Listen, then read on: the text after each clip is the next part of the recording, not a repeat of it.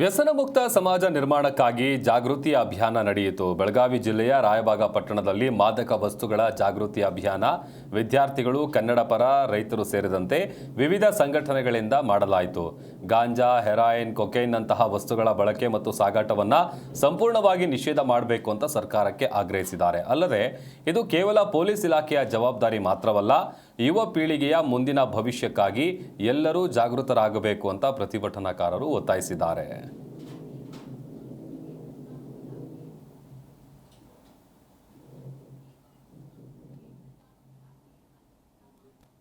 ಕಾರ್ಯಕ್ರಮ ಹಮ್ಮಿಕೊಂಡಿದ್ದೀವಿ. ಈ ಒಂದು ಕಾರ್ಯಕ್ರಮಕ್ಕೆ ಸಪೋರ್ಟ್ ನೀಡಿದಂತ ಎಲ್ಲ ಪ್ರತಿಯೊಂದು ಏನು ಮಾಡತಾರೆ ಅಂದ್ರೆ ಮನ್ಯಾಗ ಒಂದು ತಿಳಿದಾರ್ದ ವಿವಿಧ ಮಾದಕ ದ್ರವ್ಯ ಡ್ರಗ್ ತಗೊಳ್ಳಲಿ.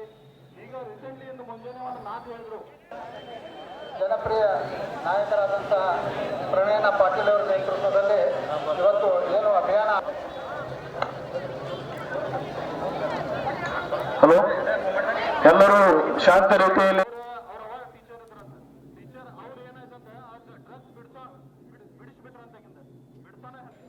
ಅಣ್ಣಾವರು ನಮ್ಮ ಈ ಹೋರಾಟದಲ್ಲಿ ಇಡೀ ನಮ್ಮ ಸಮಾಜವನ್ನ ಇದರಲ್ಲಿ